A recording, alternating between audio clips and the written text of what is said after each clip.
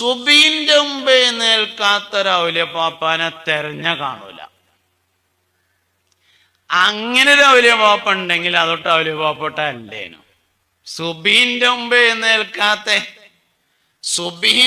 എഴുന്നേൽക്കാത്ത ഒരു സ്വാലിഹായ മനുഷ്യൻ ഉണ്ടായിരിക്കില്ല.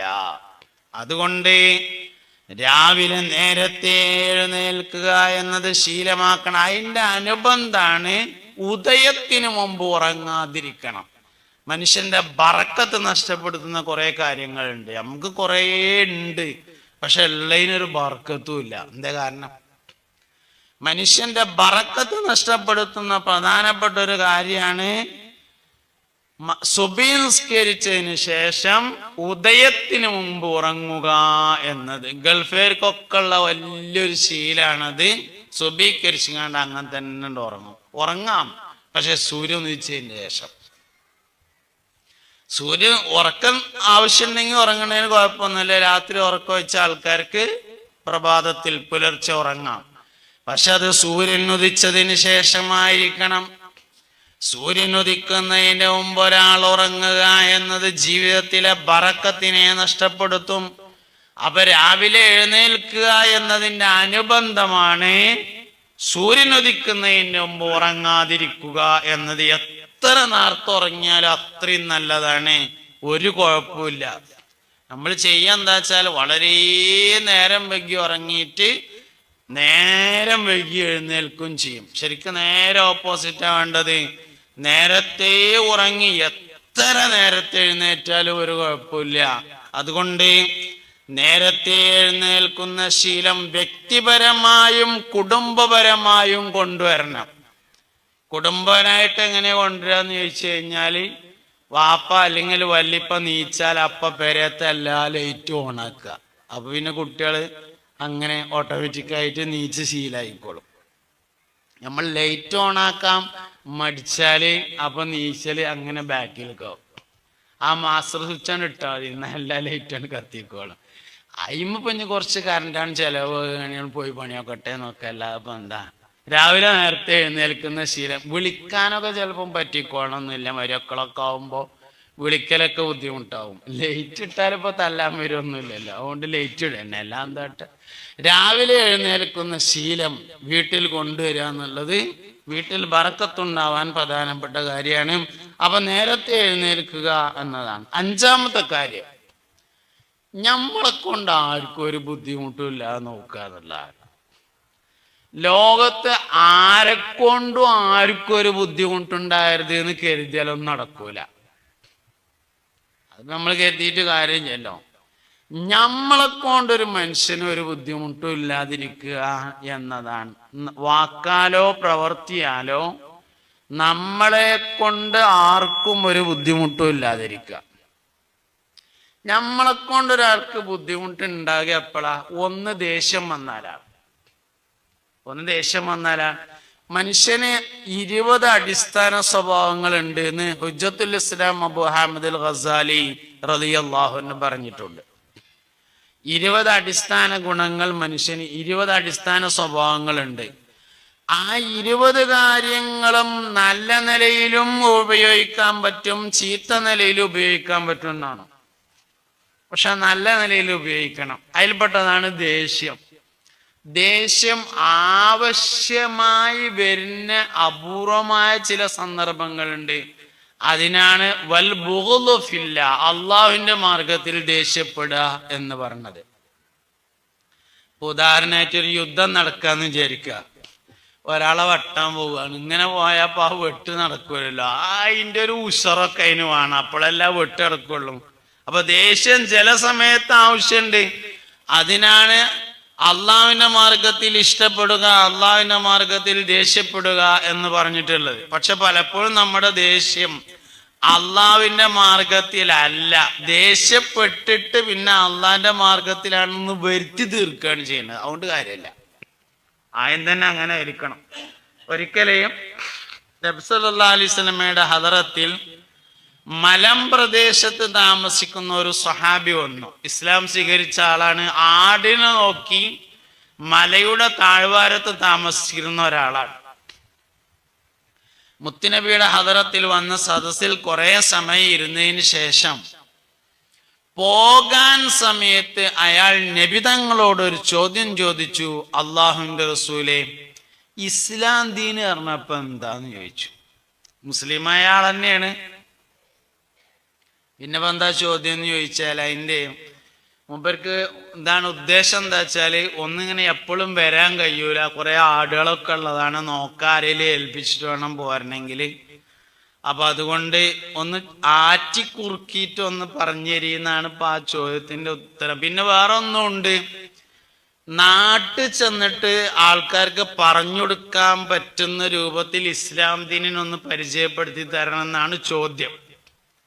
നബി സല്ലല്ലാഹു അലൈഹി വസല്ലം തങ്ങൾ അതിന് മറുപടി പറഞ്ഞു, അദ്ദീനു ഹുസ്നുൽ ഖുലുഖ്, ഇസ്ലാം ദീൻ പറഞ്ഞാൽ സൽസ്വഭാവമാണ് എന്ന് പറഞ്ഞു.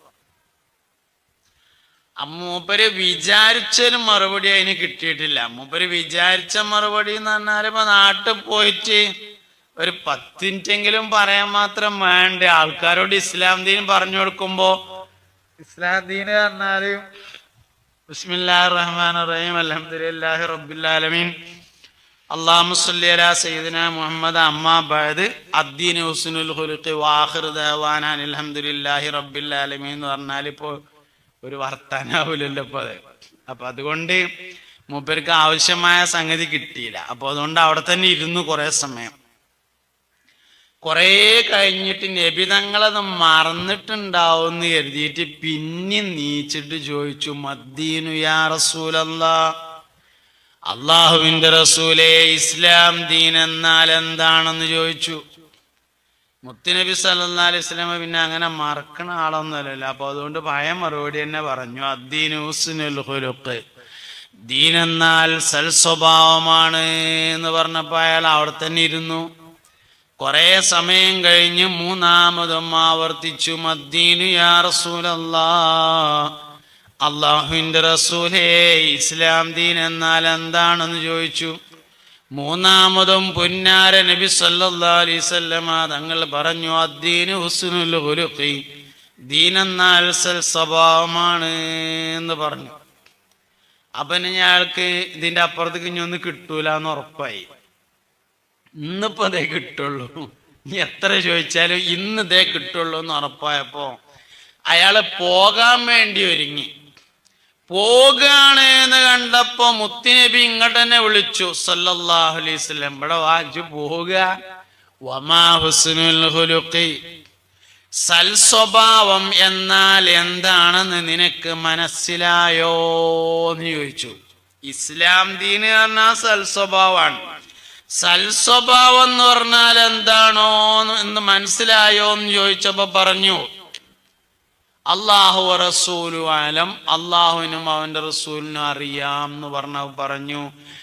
ലാ തഗ്ലബ് അഹദ, നിനക്ക് ആരോടും ദേഷ്യം വരാതിരിക്കുന്നതിന്റെ പേരാണ് സൽസ്വഭാവം. നമ്മളെ നാടൻ മലയാളത്തിൽ പറഞ്ഞാല് അനക്ക് ഈറ പിടിച്ചാതിരിക്കണേനാണ് സൽസ്വഭാവം എന്ന് പറഞ്ഞത്. നമ്മളെ പറ്റി ഒന്ന് ആലോചിക്കാം. സ്വാഭാവികമായിട്ട് അവസാനത്തെ പത്തേക്ക് കിടന്നാൽ ഈറ കൂടും. അങ്ങനെയാണ്. അവസാനത്തെ പത്തേക്ക് റമദാൻ പകുതി കഴിഞ്ഞ് അവസാനത്തേക്ക് വെച്ചാല് പിന്നെ ദേഷ്യം ഇങ്ങനെ കൂടി വരിക. പിന്നെ കണ്ടതിനൊക്കെ ദേഷ്യം. ഫാൻ ഇട്ടാലും പറ്റൂല, ഫാൻ ഇട്ടില്ലെങ്കിൽ പറ്റൂല, AC ഇട്ടാ പറ്റൂല, AC ഇട്ടില്ലെങ്കിൽ പറ്റൂല, ചായയിൽ ചൂടേറിയാ പറ്റൂല, ചൂട് കുറഞ്ഞാ പറ്റൂല, കറിയിൽ ഉപ്പ് ഏറിയാ പറ്റൂല. ഇങ്ങനെ എല്ലാവരും അവനെ പറ്റി ആലോചിക്കുക. നമുക്ക് ഈറ പിടിച്ചിട്ടുണ്ടോ? നമ്മൾ സൽസ്വഭാവിയല്ല. അല്ല, നമുക്ക് ഈറ വരുന്നില്ല, എന്നാലോ നമ്മൾ സൽസ്വഭാവിയാണ്. ഒരു അവനാനെ പറ്റി ആലോചിക്കാനുള്ളതാണ്. അല്ലാതെ ഇത് പറയുമ്പോഴുള്ളൊരു പ്രശ്നം എന്താ വെച്ചാല്, അപ്പോ പിന്നെ മൂപ്പരൊന്നും സൽസ്വഭാവം മൂപ്പരിലേക്കാണ് ആലോചിക്കുക, അവനിലേക്ക് നമ്മൾ ആലോചിക്കൂല എന്നുള്ളതാണ്. നമ്മള് മറ്റൊരാളെ പറ്റി ആലോചിച്ചിട്ട് ഒരു പ്രയോജനമില്ല. നമ്മളെ പറ്റി ആലോചിക്കാം. ഞമ്മക്ക് ഈറ വരുന്നുണ്ടോ? നമ്മൾ സൽസ്വഭാവിയല്ല. ഞമ്മക്ക് ഈറ വരുന്നില്ലേ? നമ്മൾ സൽസ്വഭാവിയാണ്. അതാണ് ലാ തഗ്ലബ് അഹദ, നിനക്കാരോടും. അപ്പൊ നമ്മളെ കൊണ്ട് മറ്റൊരാൾക്ക് ബുദ്ധിമുട്ടുണ്ടാകുന്നത് നമുക്ക് ദേഷ്യം വന്നാലാണ്. എന്നെ ആർക്കും ദേഷ്യം പിടിപ്പിക്കാൻ കഴിയില്ലെന്ന് ഞാൻ തീരുമാനിച്ചാൽ എന്നെ ആർക്കും ദേഷ്യം പിടിപ്പിക്കാൻ കഴിയില്ല. പിന്നെന്തുകൊണ്ടാ കഴിയണത്? നമ്മൾ ആദ്യം തന്നെ തീരുമാനിച്ചു വെച്ചിട്ടാണ്. ഞാനേ വാപ്പല്ലിപ്പായിട്ട് വലിയ ദേഷ്യമുള്ള ആളാ, അതുകൊണ്ട് എനിക്ക് ദേഷ്യം പിടിക്കുമെന്ന് ഞാൻ ആദ്യം തീരുമാനിച്ചു വെച്ചു. അതുകൊണ്ടാണ് നമുക്ക് ഈറുന്നതിൻ്റെ കാരണം. എനിക്ക് പ്രഷർ കൂടുതലാണ്, അതുകൊണ്ട് എനിക്ക് നല്ലോണം ദേഷ്യം വരുമെന്ന് നമ്മൾ ആദ്യം തീരുമാനിച്ചു വെച്ചിരിക്കുകയാണ്. ഞാൻ പ്രഷറിന്റെ കുറേ ബുക്കുകൾ വായിച്ചു നോക്കിയിട്ടുണ്ട്. എവിടെയെങ്കിലും പ്രഷർ കൂടിയാൽ ഈറടിച്ചൊന്നുണ്ടോ നോക്കാൻ വേണ്ടിയിട്ട് ഇതുവരെ കണ്ടിട്ടില്ല. പ്രഷർ കൂടിയതുകൊണ്ട് ദേഷ്യം വരുമെന്ന് എവിടെയും കണ്ടിട്ടില്ല. അതൊരു ന്യായം പറച്ചിലാണ് യഥാർത്ഥത്തില്. അതൊക്കെ മനുഷ്യന്മാരെ മേക്കെട്ട് കയറാനുള്ള ഐഡിയ എന്നല്ലാതെ ഒന്നുമല്ല. ഞാൻ ഒരുപാട് ബുക്ക് വായിച്ചിട്ടുണ്ട്. ഇതുണ്ടോ നോക്കാനായിട്ട് നെറ്റിലൊക്കെ കുറെ സെർച്ച് ചെയ്ത് നോക്കിയിട്ടുണ്ട്. സംഭവം ഇല്ല കേട്ടോ. പ്രഷർ കൂടിയാൽ ഈറ വരുന്ന എവിടെയില്ല.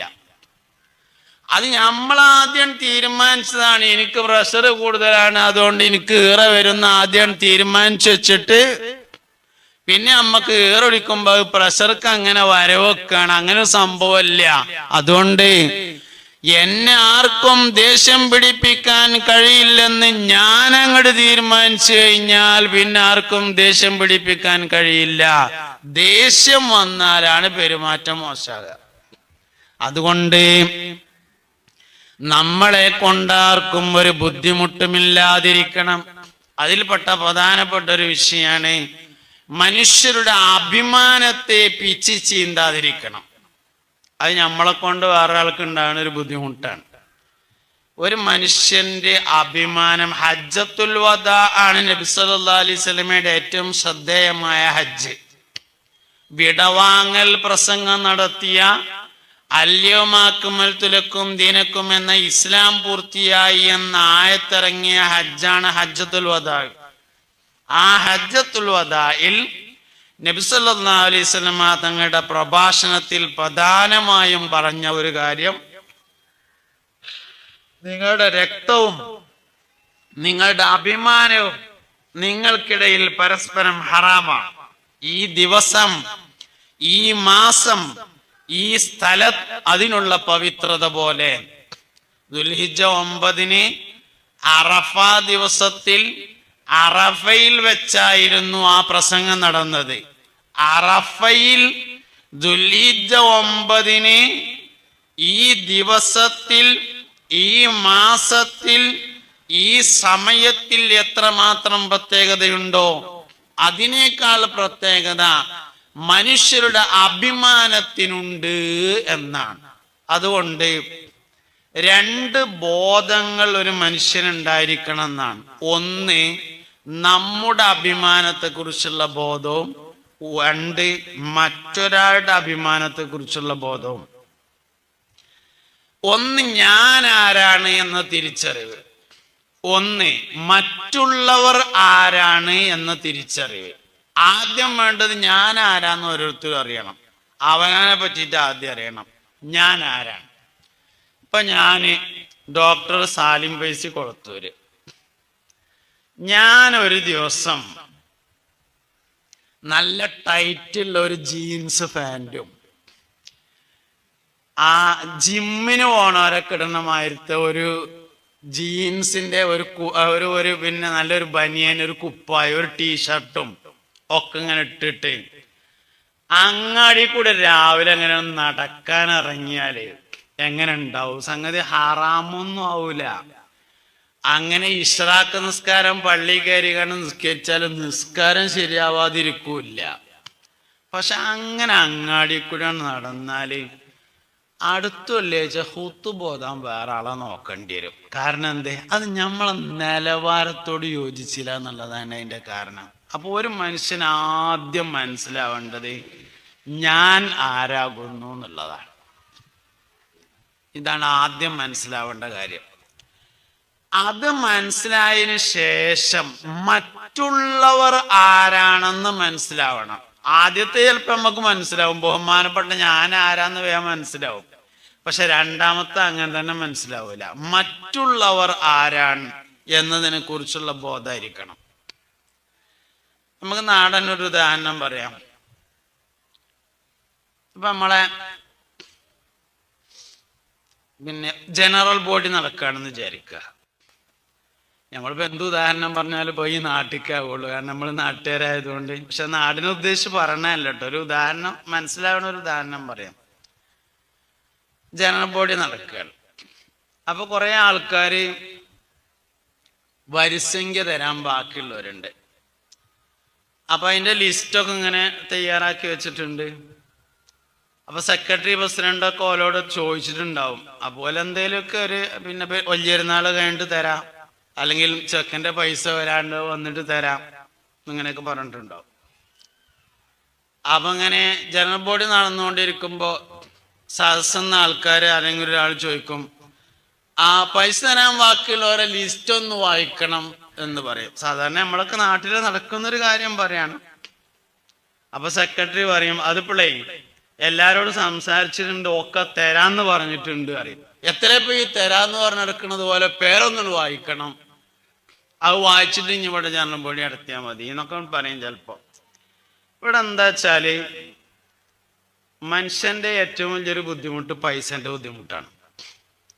പള്ളിക്കത്തെ പൈസയും മദ്രസന്റെ പൈസയും തരാതിരിക്കാൻ എന്തായാലും കഴിയൂലല്ലോ. ഓൻ തന്നില്ലെങ്കിൽ ഓന്റെ ആൾക്കാരെന്തായാലും ലാസ്റ്റ് അടക്കേണ്ടി വരും. തരാതിരിക്കാൻ എന്തായാലും കഴിയൂലല്ലോ. പിന്നെ കുറെയൊക്കെ നമ്മള് ഇത് പരസ്യമായി വായിക്കുമ്പോൾ അവന്റെ അഭിമാനം നഷ്ടപ്പെടുന്നുണ്ട് എന്നൊരു ബോധം നമുക്ക് ഉണ്ടായിരിക്കണം. പിന്നെ ഒരഭിമാനം ഇല്ലാത്ത ചില ആൾക്കാരുണ്ടാവും, പക്ഷെ അവരെ നമ്മൾ മാറ്റി നിർത്തിയിട്ടേ ഇപ്പൊ ഈ വിഷയം പറയാൻ പറ്റുള്ളൂ. അത് പോയാലും കുഴപ്പമില്ല, ഞാൻ കൊടുക്കൂല എന്ന് വാശിയുള്ളവരൊക്കെ ഉണ്ടാവും. അത് പിന്നെ മാറ്റി നിർത്തിയിട്ടല്ലേ നമുക്ക് പറയാൻ പറ്റുള്ളൂ. പൊതുവെ ആൾക്കാർക്ക് പൈസന്റെ പല ബുദ്ധിമുട്ടുകൾ ഉണ്ടാവും. ഒരാളെ ബുദ്ധിമുട്ട് ഏറ്റവും നന്നായിട്ട് അറിയാം ഓനാണ്, മറ്റൊരാൾക്കല്ല.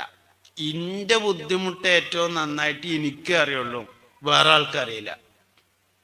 അതുകൊണ്ട് തന്നെ അത് വായിക്കലല്ല പ്രധാനപ്പെട്ടത്, അത് വായിക്കാതിരിക്കലാണ്. അത് മറ്റൊരാളുടെ അഭിമാനത്തെ പിച്ച് ചീന്തലാണ്. ആ സ്ഥാനത്ത് നമ്മളായിരുന്നു എന്ന് വിചാരിക്കാം. ഞാൻ കുറച്ചുകൂടി നിങ്ങൾക്ക് മനസ്സിലാവുന്ന ഒരു ഉദാഹരണം മാറ്റി പറയാം. നമ്മളെ കുട്ടി പരീക്ഷക്ക് നല്ല മാർക്ക് കിട്ടി, ഫസ്റ്റ് ക്ലാസ്സാണ്, 7ാം ക്ലാസ്സിൽ അല്ലെങ്കിൽ 10ാം ക്ലാസ്സിൽ. അപ്പൊ നമുക്ക് ആ കുട്ടിനോട് നല്ല ഇഷ്ടം ഉണ്ടാവും. അപ്പൊ നമ്മൾ പെരേ ചെന്ന് ഈ വിവരമൊക്കെ അറിഞ്ഞിട്ട് ഫസ്റ്റ് ക്ലാസ് ആണെന്ന് മനസ്സിലായി പെരേ ചെന്നാൽ എട പൊട്ട അവിടെ വന്നാന്നാണ് സത്യത്തിൽ പറയാം. നമ്മളെ വല്യപ്പാട് നമുക്ക് നല്ല ഇഷ്ടമുണ്ടായി, എന്തോ ഒരു കാര്യത്തിന് വല്യപ്പാട് നല്ല ഇഷ്ടം. എടാ പൊട്ടം വല്യപ്പ ഇവിടെ വന്നാ നമ്മൾ പറയോ? ഇല്ല.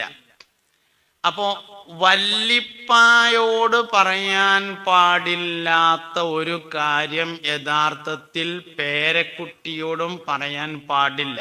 കാരണം വല്ലിപ്പാക്ക് പൊട്ടം വല്ലിപ്പ എന്ന് പറഞ്ഞാൽ നഷ്ടപ്പെടുന്നത് അഭിമാനമാണ്, പേരക്കുട്ടിക്ക് പൊട്ടൻ കുട്ടി എന്ന് പറഞ്ഞാൽ നഷ്ടപ്പെടുന്നത് അഭിമാനമാണ്. കുട്ടികളുടെ അഭിമാനത്തിൽ നമുക്ക് യാതൊരു ശ്രദ്ധയില്ല. ഇങ്ങനെ ഒരുപാട് കാര്യങ്ങൾ മറ്റുള്ളവരുടെ ഒരാളുടെ നമ്മളെ നിലവാരം നമുക്ക് മനസ്സിലാവും. അതേ സമയത്ത് മറ്റുള്ളവരുടെ നിലവാരത്തെ മനസ്സിലാകാതെ പോകുന്നു എന്നതാണ് പ്രധാനപ്പെട്ട വിഷയം. ഇപ്പൊ നമുക്ക് പ്രധാനമന്ത്രിയോട് അഭിപ്രായ വ്യത്യാസം ഉണ്ടെന്ന് വിചാരിക്കുക. ഇന്ത്യൻ പ്രധാനമന്ത്രിയോട് അഭിപ്രായ വ്യത്യാസം ഉണ്ട്, പറയാൻ പാടില്ലല്ലോ. കാരണം എന്താ വെച്ചാല് അദ്ദേഹത്തിന്റെ ആളുകൾ അദ്ദേഹത്തിന് നൽകുന്നതാണ് അദ്ദേഹത്തിന്റെ സ്ഥാനം, നമ്മൾ കൊടുക്കണമല്ല.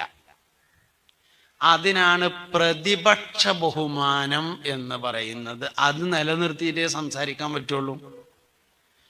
ലോകത്തെ എല്ലാ മനുഷ്യന്മാരും ഒരു നിലയിലല്ലെങ്കിൽ മറ്റൊരു നിലയിൽ അഭിമാനമുള്ളവനാണ്. പിരാന്തം വരെ. പിരാന്താന്ന് ഒഴിച്ചു നോക്കി വിവരം അറിയും. ലോകത്തെ എല്ലാ മനുഷ്യന്മാരും അഭിമാനമുള്ളവരാണ്. ഒറിജിനൽ പിരാന്തുള്ള ആളാളെ പിരാന്താന്ന് വിളിച്ചു നോക്കി, വിവരാണ്ടറിയും. പോയ വഴിയിൽ പിന്നെ പുല്ലും കൂടി മുളക്കൂല. അപ്പൊ ലോകത്തെ എല്ലാ മനുഷ്യന്മാരും അഭിമാനമുള്ളവരാണ്. മറ്റുള്ളവരുടെ അഭിമാനത്തെ കളയരുത്. ഞാൻ പറയുന്ന ആശയം, നമ്മളെ കൊണ്ട് ഒരാൾക്ക് ഒരടങ്ങേറ് വരാതെ നോക്കണം, അതാണ് പറയുന്ന ആശയം. അപ്പൊ അത് അഭിമാനം അതിൽ പ്രധാനമാണ്, പരിഹാസം പ്രധാനമാണ്. അല്ലാതെ നമ്മളെ വിരയില് ഉപയോഗിച്ച് കഴിഞ്ഞ പമ്പേഴ്സ് അടുത്ത വിരയിലെ പറമ്പക്ക് വലിച്ചെറിയൽ മാത്രല്ല മനുഷ്യന്മാരടങ്ങേറാക്കല് പറഞ്ഞത്. നമ്മള് ബ്രോസ്റ്റിന്റെ പെട്ടി കൊടുന്നാണ്ട് തുറക്കുമ്പോ പൈസ ഇല്ലാത്ത അയൽവാസികളുടെ പെരേക്ക് വാസന പോകലും അടങ്ങേറാക്കൽ തന്നെ. ഈ അയൽവക്കം എന്ന് പറയുന്നത് താൽക്കാലികവും സ്ഥിരവും എന്ന് പറഞ്ഞിട്ട് അങ്ങനെ രണ്ടെണ്ണം ഉണ്ട്. സ്ഥിരമായ അയൽവക്കമുണ്ട്. നമ്മൾ സ്ഥിരതാമസമാക്കിയ വീടിന്റെ പരിസരത്തുള്ള ആള് സ്ഥിരമായ അയൽവാസിയാണ്. താൽക്കാലികമായി ഗൾഫ് പോയിട്ട് ഒരാൾ താമസിക്കുകയാണ്, നമ്മളെ റൂമിന്റെ അടുത്തുള്ള റൂമിൽ താമസിക്കുന്ന ആള് താൽക്കാലികമായ അയൽവാസിയാണ്. നമ്മൾ പലപ്പോഴും ഓഡിറ്റോറിയത്തിന്റെ അടുത്തുള്ള പേരയിൽ കല്യാണം പറയലില്ല. കല്യാണം ഓഡിറ്റോറിയത്തിൽ നടത്തും. ഓഡിറ്റോറിയത്തിന്റെ അടുത്തുള്ള വീട് നമ്മളെ താൽക്കാലികമായ അയൽവാസിയാണ്. ഇവിടെ അങ്ങനെ ബിരിയാണിയുടെ വാസന വരുമ്പോ ആ പേരയിൽ കുട്ടികളുണ്ടാവും.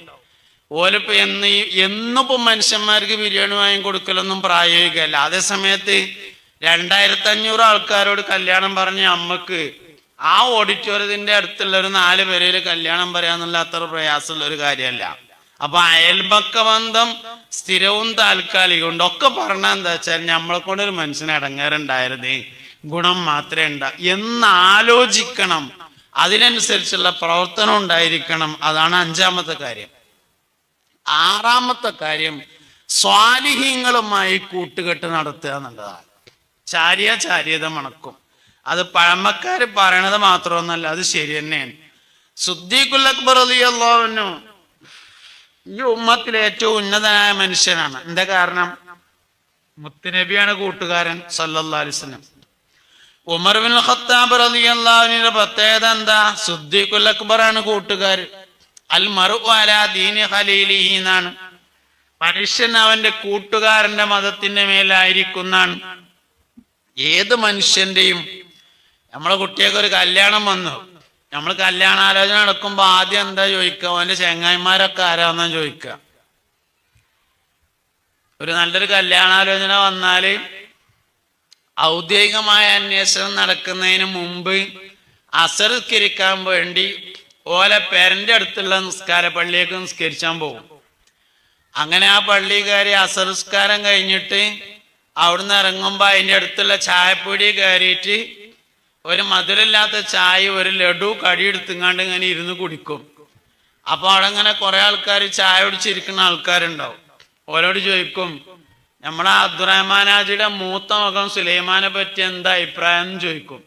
അപ്പൊ നാട്ടുകാർ പറയും, ചെറുക്കനൊന്നും കുഴപ്പമില്ല, വളരെ ഉഷാറാണ്, പെരേക്ക് പറ്റിയവനാണ്, അധ്വാനിച്ച് നിന്നവനാണ്, ഓന്റെ ചെങ്ങായിമാരൊക്കെ ഒരു കോച്ചറായി ആണ് എന്ന് പറഞ്ഞാൽ മനസ്സിലായി ആള് കോച്ചറായി ആണ് എന്ന്. അൽ മർഉ അലാ ദീനി ഖലീലിഹി, മനുഷ്യൻ അവന്റെ കൂട്ടുകാരന്റെ മതത്തിന്റെ മേലായിരിക്കും എന്നാണ് അഷ്റഫുൽ ഖൽഖ് ഹബീബുനാ റസൂലുള്ളാഹി സല്ലല്ലാഹു അലൈഹി വസല്ലമ തങ്ങൾ പറഞ്ഞിട്ടുള്ളത്.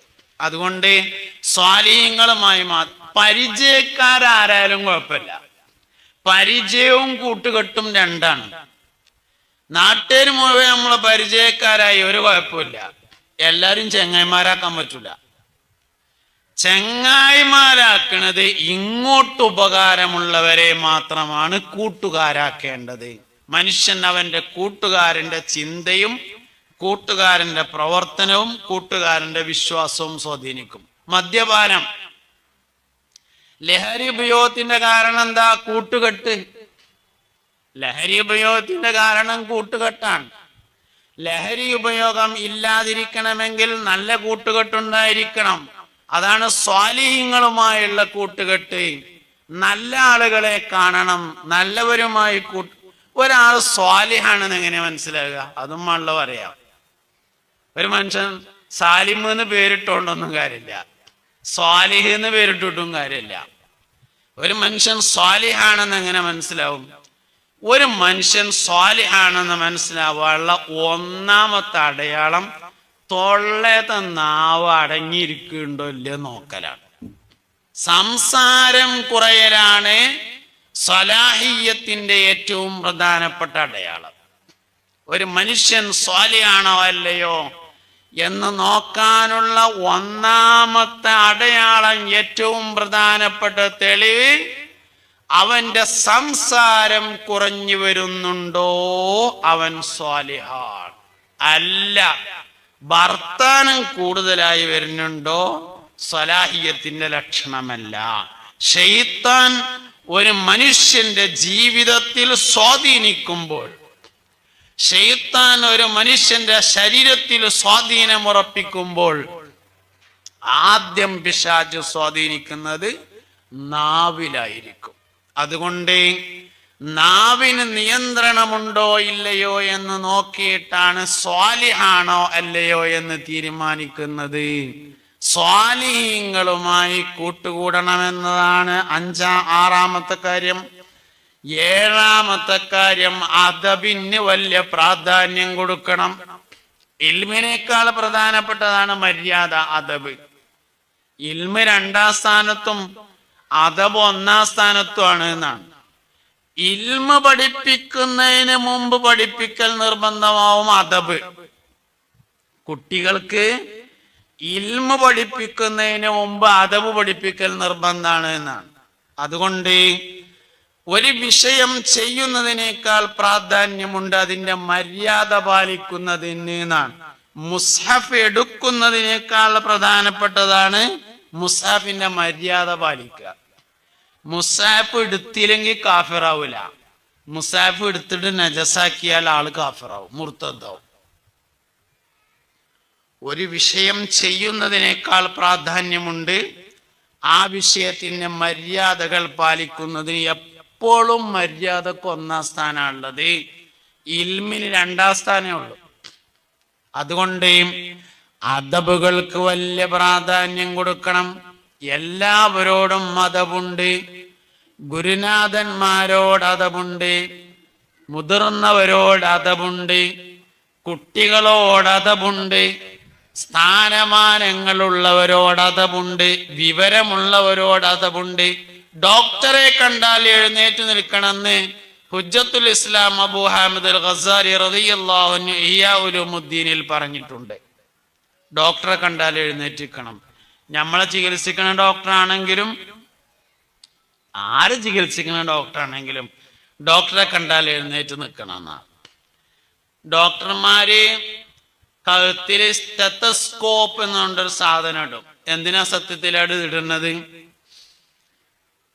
ചില ഉസൂലുകൾ ഉണ്ട് എന്നാണ്. പഴയ കാലത്ത് നമ്മളൊക്കെ നാട്ടില് 40 ദിവസം 10 ദിവസമൊക്കെ വയല് അറിയാൻ വേണ്ടി മൗലവിമാര് വരും. അങ്ങനെ ദീർഘമായ വയലാണ് ഉണ്ടാകുക. അപ്പൊ വയല് കഴിഞ്ഞാല് വയല് അറിയണ മൗലവര് അവിടുന്നാണ്ട് പോയിട്ട് അടുത്ത നാട്ടിൽ പോയിട്ട് അവിടുത്തെ പള്ളിയിൽ കയറി കടന്നുറങ്ങിയിട്ട് പിന്നെ അവിടുന്ന് രാവിലെ പോകും. അങ്ങനെയാണ് ചെയ്യുക. ഇപ്പൊ നമ്മളിവർക്കൊക്കെ വേദന വരികയാണെങ്കിൽ ഇവിടുന്നാണ് പോയിട്ട് വളാഞ്ചേരി പള്ളിയിൽ കയറിയിട്ട് കടന്നുറങ്ങും. എന്നിട്ട് അവിടുന്നാണ്ട് രാവിലെ പോകും. അല്ലെ ഇവിടുന്നാണ് പോകുന്നത് പെരിന്തമണ്ണ പള്ളിയിൽ കയറി കടന്നുറങ്ങിയിട്ട് അവിടുന്ന് അങ്ങനെ പഴയ കാലത്ത് വേദന എന്നാ. എന്താ കാരണം?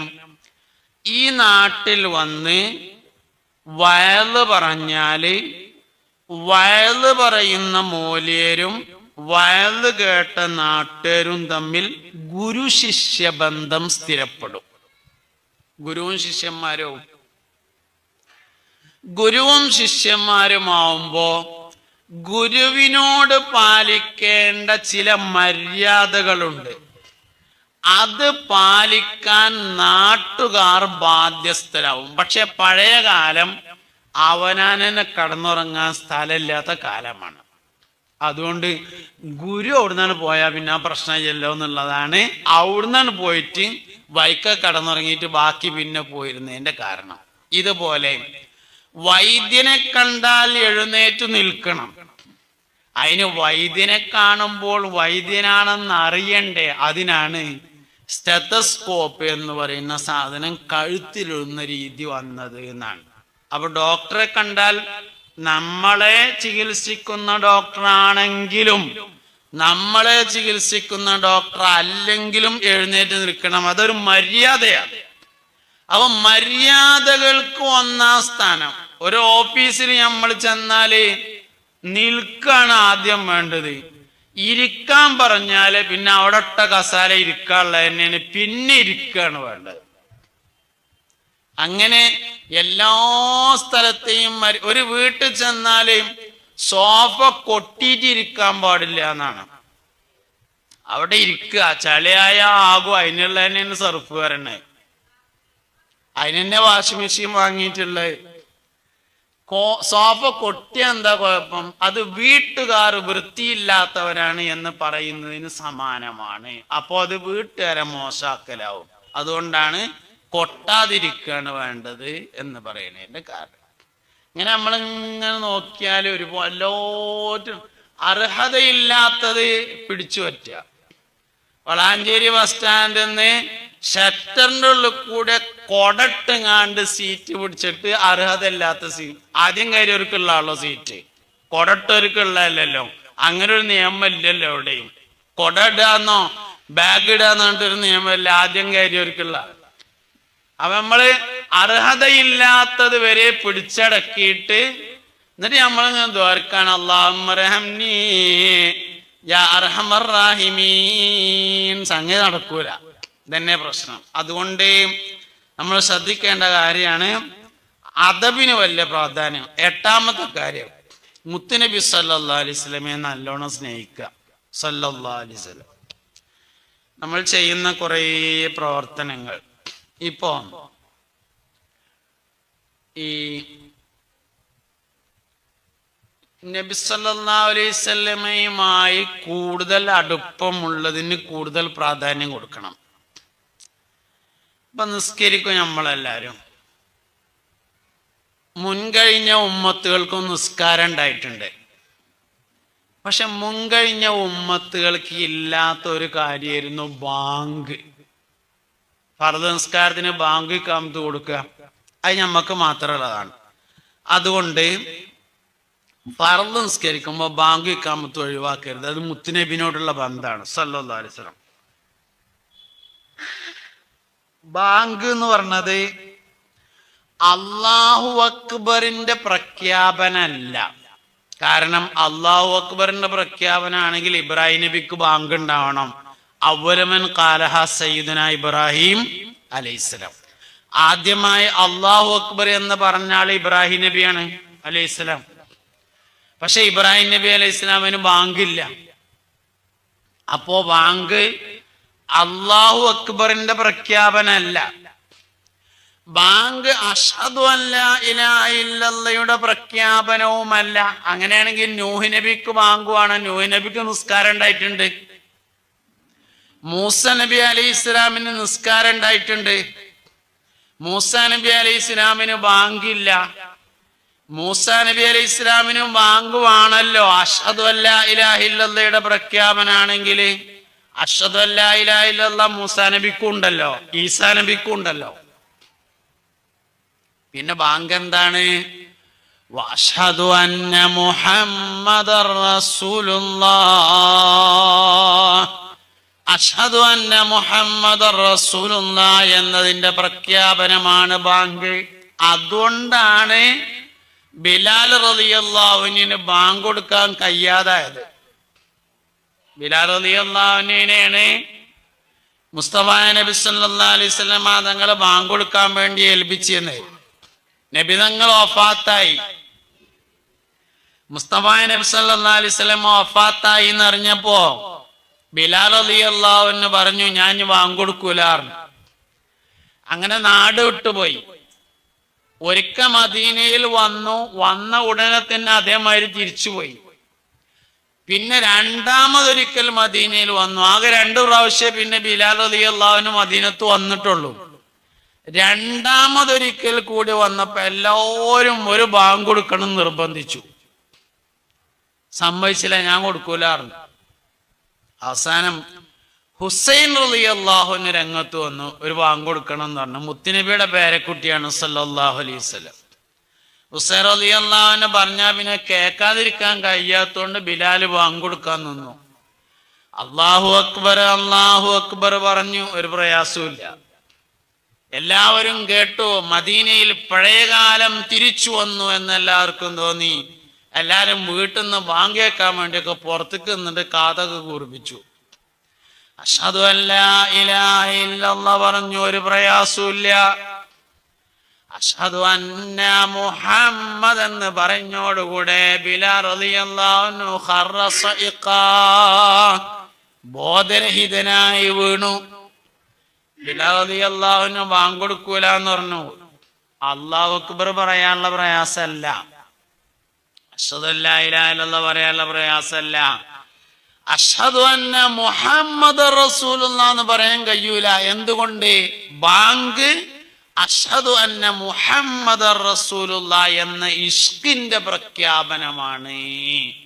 അതുകൊണ്ട് മുസ്തഫ നബി സല്ലല്ലാഹു അലൈഹി വസല്ലമയുമായി വളരെ അടുപ്പാണ് ബാങ്കിനുണ്ട്. നമ്മളെല്ലാവരും നിസ്കരിച്ചിട്ടുണ്ട്, പക്ഷെ ബാങ്ക് കൊടുക്കൂല. പള്ളിക്കത്തെ ജമാഅത്തിന് ബാങ്ക് കൊടുക്കും, എന്നാ കൊടുക്കല്ലേ എന്നൊക്കെ ചോദിക്കും. നമ്മൾ പള്ളിക്കത്തെ ജമാഅത്തിന് മാത്രമാണത്. ഓ, നമ്മളെ ബാങ്ക് ഇഖാമത്ത് കൊടുക്കാനുള്ള ഉസ്സാറ് കണ്ടാൽ നമ്മളെപ്പോഴും ഇങ്ങനെ തന്നെയും തോന്നും. ഇല്ല, ഒറ്റക്ക് നിസ്കരിച്ചുമ്പോ വേഗം ചെന്ന് കണ്ട അല്ലാഹു അക്ബർ എന്നാണ്, അവിടെ ബാങ്ക് ഇഖാമത്തും ഇല്ല. ശരിക്കും നമ്മൾ ഒറ്റക്ക് നിസ്കരിക്കുമ്പോഴും ബാങ്ക് ഇഖാമത്തും കൊടുക്കാൻ ശ്രദ്ധിക്കണം. കാരണം അത് ഇഷ്കിന്റെ പ്രഖ്യാപനമാണ്. മുൻകാല ഉമ്മത്തികൾക്കില്ലാത്തതും ഈ ഉമ്മത്തിനുള്ളതുമായ പ്രത്യേകത പുണ്യനബി സല്ലല്ലാഹു അലൈഹി വസല്ലമയോട് അടങ്ങാത്ത താല്പര്യമാണ് എന്നതാണ്. അതുകൊണ്ട് നബി സല്ലല്ലാഹു അലൈഹി വസല്ലമയെ നന്നായി സ്നേഹിക്കണം. 9ാമത്തെ കാര്യം, ആഴ്ചയിൽ ഒരു ദിവസം മരിച്ചവർക്ക് ഒരു യാസീൻ ഓതണം. വെള്ളിയാഴ്ച രാവായ വളരെ നന്നായി. എന്തെങ്കിലും അസൗകര്യം ഉണ്ടെങ്കിൽ തിങ്കളാഴ്ച രാവിലെ മരണപ്പെട്ടവർക്ക് ഒരു യാസീൻ ഓതണം. അവര് നമ്മളൊരു യാസീൻ പ്രതീക്ഷിക്കുന്നുണ്ട്. ഒരു ദൈഫായ ഹദീസിൽ ഇങ്ങനെ റജബ് 27 ഷഅബാൻ 15 വെള്ളിയാഴ്ചയുടെ ഒക്കെ രാവിലെ മരണപ്പെട്ടു പോയ ആളുകളുടെ ആത്മാവുകൾ വീടിന്റെ അടുക്കൽ വന്നുകൊണ്ട് ഇങ്ങനെ വിളിച്ചു പറയുമെന്ന് വന്നിട്ടുണ്ട്. വീട്ടുകാരെ, ഞങ്ങളുടെ കുടുംബക്കാരെ, ഞങ്ങളുടെ സ്വത്തുകളൊക്കെ നിങ്ങൾ ഓഹരി ചെയ്തെടുത്തു, നിങ്ങൾ ഞങ്ങളെ മറന്നോ എന്ന് റജബ് 27 രാവ്, ഷഅബാൻ 15 രാവ്, വെള്ളിയാഴ്ച രാവിലൊക്കെ മരണപ്പെട്ടവരുടെ ആത്മാക്കൾ വീടിന്റെ വാതിലിക്കൽ വന്ന് വിളിച്ചു പറയും എന്ന് കാണാം. അപ്പൊ അതുകൊണ്ട് വെള്ളിയാഴ്ച രാവ് പ്രത്യേകിച്ചും പ്രധാനപ്പെട്ട ദിവസങ്ങളിലൊക്കെ മരിച്ചവർക്ക് വേണ്ടിയിട്ട് ഒരു യാസീൻ ഓതി ദ്വാരക്കുന്ന ഒരു രീതി നമ്മുടെ ജീവിതത്തിൽ കൊണ്ടുവരണം. 10ാമത്തെ കാര്യം, ഒരു 2 റക്അത്ത് തഹജ്ജുദ് നിസ്കരിക്കണം. റമദാൻ മാസം തഹജ്ജുദ് തുടങ്ങാൻ ഏറ്റവും നല്ല മാസമാണ്. കാരണം നമ്മളെല്ലാവരും സുബീന്റെ മുമ്പ് എഴുന്നേൽക്കലും എന്തായാലും അത്താഴം കഴിക്കാൻ. സുബീ നിസ്കരിച്ചിട്ട് ഒതുണ്ടാക്കിയിട്ട് ഒരു 2 റക്അത്ത് നിസ്കരിച്ചിട്ട് ഒന്ന് നല്ലോണം അവനാന്റെ സ്വന്തം കാര്യത്തിന് ദ്വാരക്കുക. ദ്വാന്റെ കാര്യത്തിൽ നമ്മൾ വളരെ പിഷ്കന്മാരാണ്. സ്വന്തം ദ്വാ, അവനാന് വേണ്ടി ദ്വാരക്കണ കാര്യത്തിൽ മനസ്സറിഞ്ഞ് ആരും അറിയാതെ അള്ളാഹു നമ്മൾ മാത്രം അറിയുന്ന തരത്തിലുള്ള ദ്വായുടെ കാര്യത്തിൽ നമ്മൾ വളരെ പിഷ്കന്മാരാവാറുണ്ട്. അപ്പൊ അതുകൊണ്ട് ഒരു 2 റക്അത്ത് തഹജ്ജുദ് നിസ്കാരം ശീലമാക്കിയാൽ മുസ്തഫ നബി സല്ലല്ലാഹു അലൈഹി വസല്ലം തങ്ങൾക്ക് ഫർദ് നിസ്കാരം നിർബന്ധമാകുന്നതിന് മുമ്പ് അല്ലാഹു തആല തഹജ്ജുദ് നിസ്കാരം നിർബന്ധമാക്കിയിട്ടുണ്ട്. വമിനൽ ലൈലി ഫതഹജ്ജദ് ബിഹി നാഫിലത്തൻ ലക അസാ അൻ യബ്അസക റബ്ബുക മഖാമൻ മഹ്മൂദ. യാ അയ്യുഹൽ മുസമ്മിൽ ഖുമിൽ ലൈല ഇല്ലാ ഖലീല നിസ്ഫഹു അവ ഇൻഖുസ് മിൻഹു ഔ സിദ് അലൈഹി വറത്തിലിൽ ഖുർആന തർതീല. ഫർദ് നിസ്കാരം നിർബന്ധമാകുന്നതിന് മുമ്പ് നബി സല്ലല്ലാഹു അലൈഹി വസല്ലം തങ്ങൾക്ക് അല്ലാഹു തഹജ്ജുദ് നിസ്കാരം നിർബന്ധമാക്കി.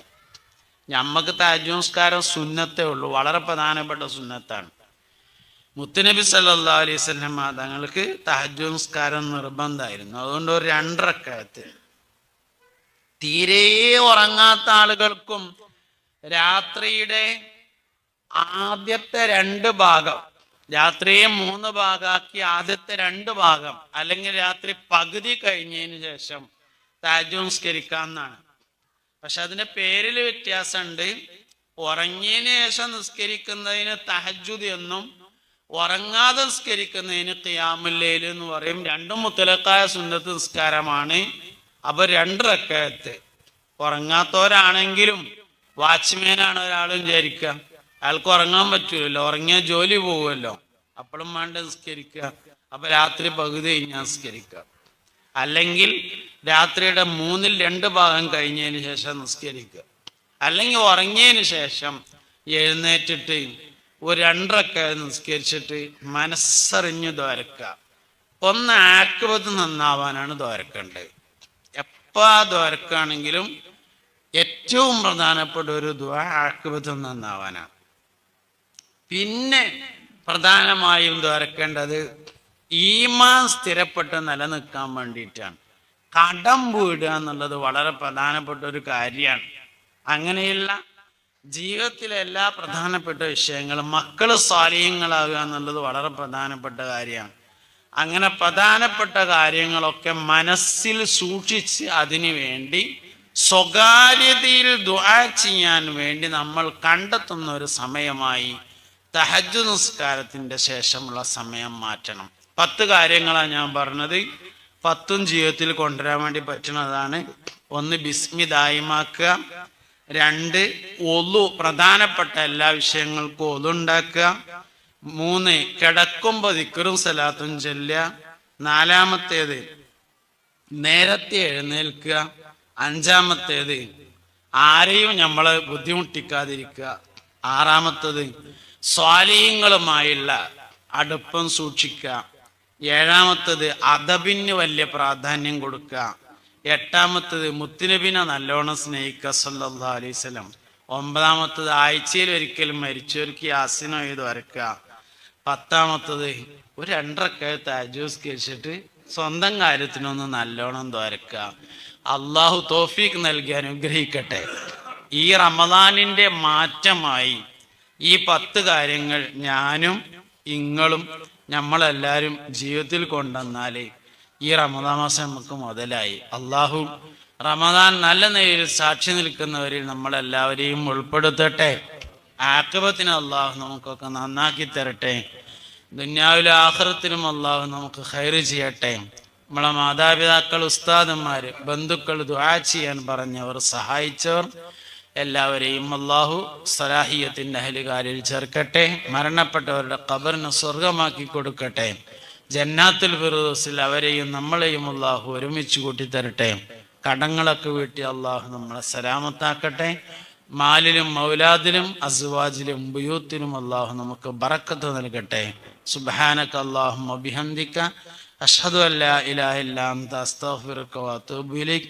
വസല്ലല്ലാഹു തആല വസല്ലമ അലാ ഖൈരി ഖൽഖിഹി സയ്യിദിനാ മുഹമ്മദിൻ വആലിഹി വസഹ്ബിഹി അജ്മഈൻ. അൽഹംദുലില്ലാഹി റബ്ബിൽ ആലമീൻ.